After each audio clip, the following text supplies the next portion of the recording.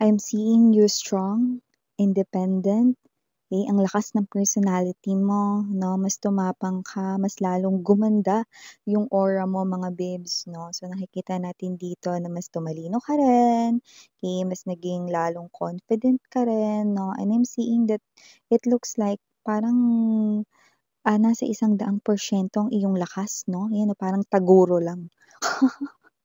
Ghost fighter.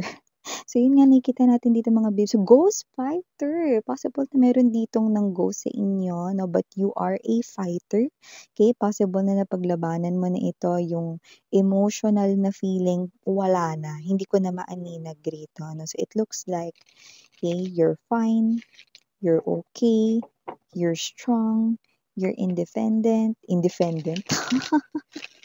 and yeah, you're powerful, 'di ba? That's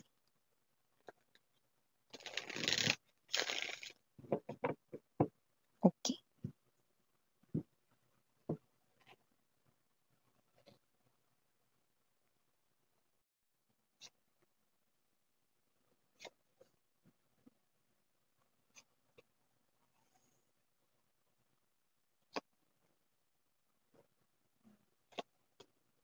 Aigo, kaya naman pala. I do believe that your energy is the Empress with the Queen of Pentacles energy. Ang ganda nito, no? Kasi nakikita ko dito mga babes, no, na you are already okay or kapag nangyari ito, kasi timeless to, no? Sa iba pwedeng ito ay hindi pa nangyayari pero mangyayari pa lamang, no? But you know, no, maaaring ito ay mangyari like very komportable ka na sa isang situation, and I do pick up na ito ay sa love life area mo. So I do see, okay, na yung iba sa inyo puwedeng ito ay nararanasan niyo na ngayon, nangyayari na, gano'n, 'no? And you already feel satisfied with your person, 'no? Sa iba naman, 'no, puwedeng kayo ay single, 'no, pero darating at darating kayo rito sa situation kung saan mangyayari ito kapag meron na kayo ritong someone na nakikita mo na rin talaga ng malinaw na malinaw ang iyong future. Two of Wands, Empress energy, Queen of Pentacles right in here, no? But there's something here, yeah, Seven of Cups, Judgment, Six of Wands.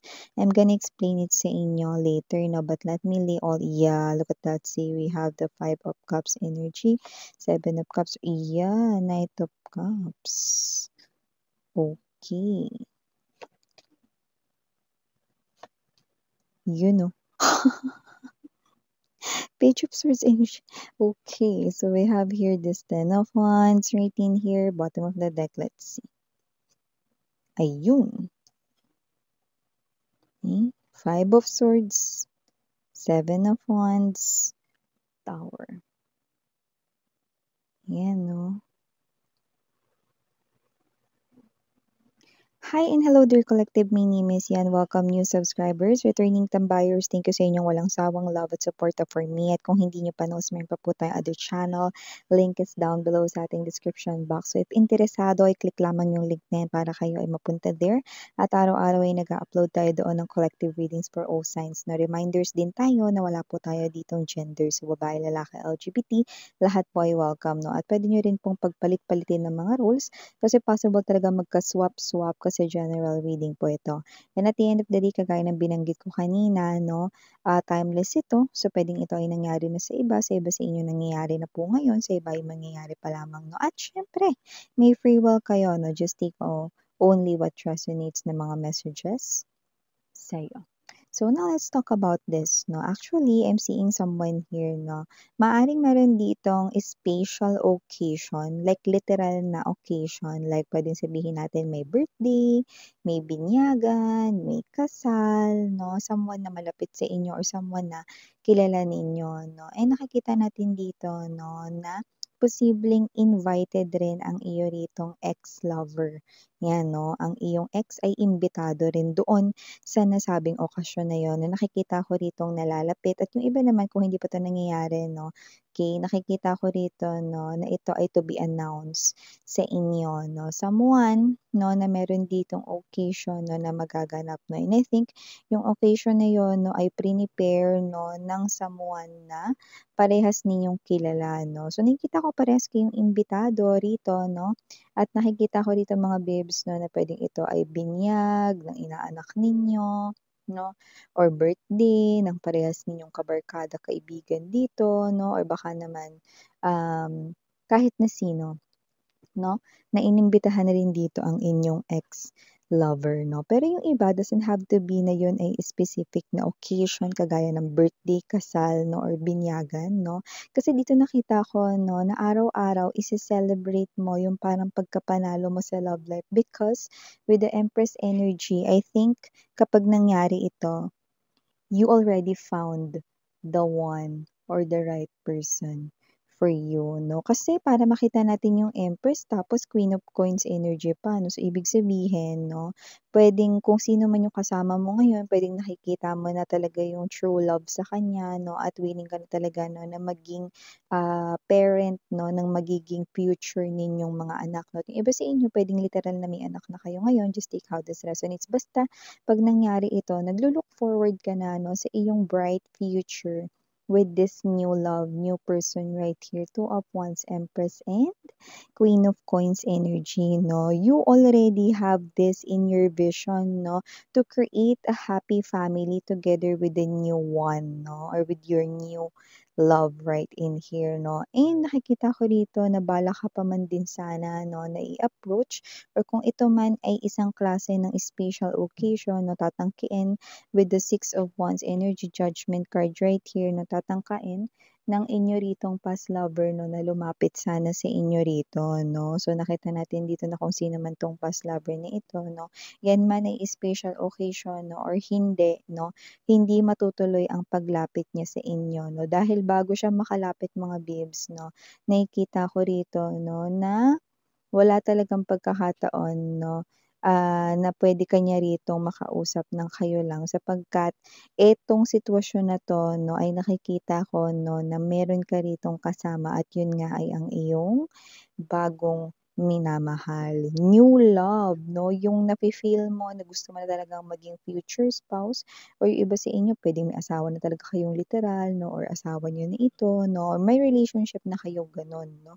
Or yung kasama mo is nakikitaan mo na sasagutin mo rin ito 'no, or magkakaroon kayo ng mas malalim na connection, commitment 'no, in other words 'no. So, nakikita ko rito 'no, na bago kayo malapitan 'no, ng inyong past lover 'no, hindi ito matutuloy sapagkat kakainin siya rito ng selos, 'yan 'no. Selos dahil mafi-feel niya 'no, na talagang very giving ka na sa bago mo ritong kasama 'no, yung parang energy na huli na ang lahat for him or her 'no. So, nakita ko dito na parang lalapit sana siya sa'yo, okey?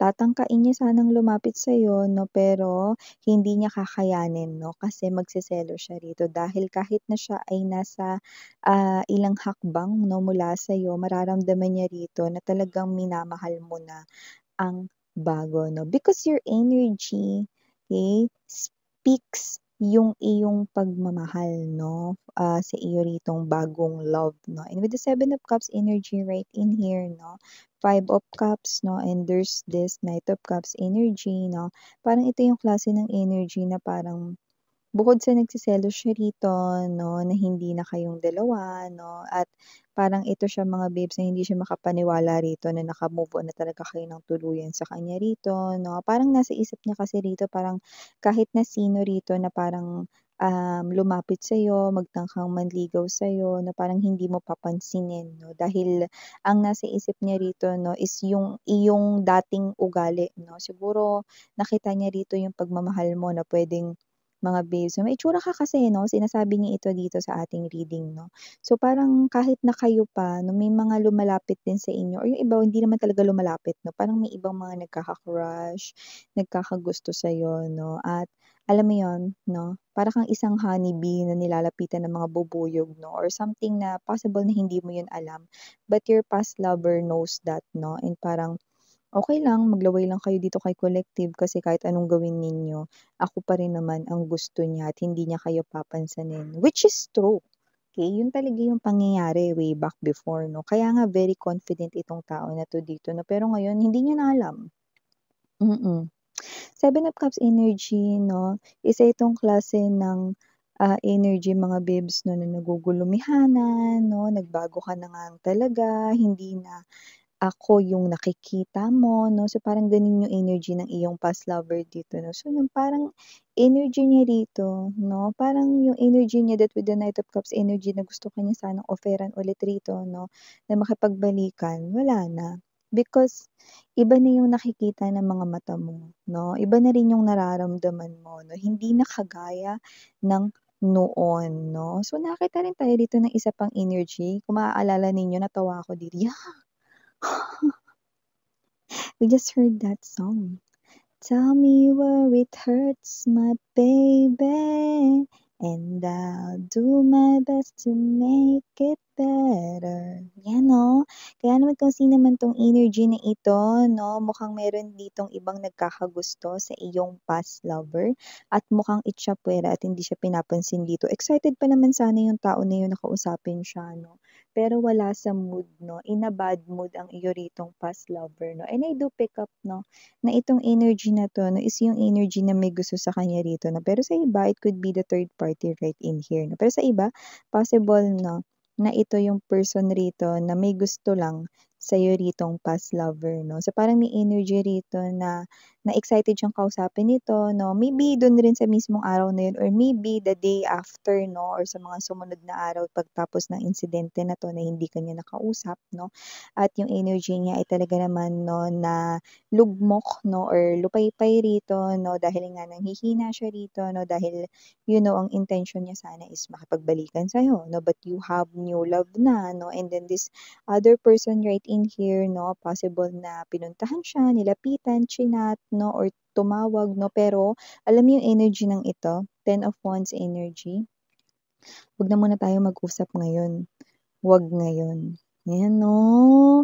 So, parang naitsapuwera tuloy yung energy na ito 'no. So, yung iba, na-feel natin dito na parang nasoplak siya in other words 'no. Kaya kung ito man yung third party 'no, na-feel ng third party ng talagang very heavily 'no, na parang, gusto ko lang naman na parang tanungin kung kamusta siya, pero ba't gano'n, parang, nilalayuan niya ako, iniiwasan niya ako, 'yan 'no, wala siya sa mood makipag-usap, 'yan 'no. Gusto ko lang naman pagaanin yung loob niya, gusto ko lang naman na i-share niya sa'kin, yes 'no, with that particular song 'no, "Tell me where it hurts my baby." Ikaw ba tinatawag mo lang ba na basta baby ang lahat, 'yan 'no? O ba't ikaw minsan tinatawag mo kaming babe lahat, 'yan 'no? Eh, gusto ko, eh. But we're talking about love reading right in here 'no, ibig sabihin 'no, with that particular my baby, okay, itong itong, other energy na ito 'no, talagang ano, walang mintis na may gusto talaga siya rito 'no, sa iyong past lover 'no. Pero yun nga 'no, kahit siya hindi siya maka-get through, hindi siya maka-pass through doon sa inyong past lover, it is because with the Empress energy, ikaw yung sanang intensyon ng iyong past lover 'no. Pero yun nga 'no, isa yung klase ng burden 'no, na hindi niya narito as in kayang ibagsak, 'yan. So, pareha sila ritong may parang burden 'no. Kasi itong third party or kung hindi man 'to third party, may gusto lang ito sa iyong past lover pero hindi siya pinapansin 'no. So, may energy dito na dalawa yung energy dito na medyo nalulungkot 'no and whereas yung love life mo naman is sadyang makulay dito, 'yan 'no. So, for the bottom of the deck, we have the Five of Swords, Seven of Wands to the Tower 'no. Okay, nakikita ko dito na mga ilang linggo rin, actually hindi nga lang linggo, pero mas matindi yung mga, medyo fresh 'no, yung araw na sana mula dun sa araw na lalapitan sana niya kayo, na tumambad sa harapan niya 'no. Yung meron kayong kayakap na iba, may kausap kayo ta's sobrang nagba-blush kayo 'no, parang dun pa lang parang naramdaman niya na talaga wala na siyang lugar sa puso mo, 'di ba? In short, in other words, OP na siya 'no. So, kahit na mag-trip to Jerusalem pa sila 'no at maagaw niya ang upuan 'no, naagawan na siya rito 'no ng puwang sa puso mo. Ouch para sa kanya. So, with the Five of Swords energy, patuloy niya ritong maiisip at maaalala 'no, okey, ang mga dati ninyong pinagsamahan 'no. So, nakita ko dito si Boy Kamot Ulo.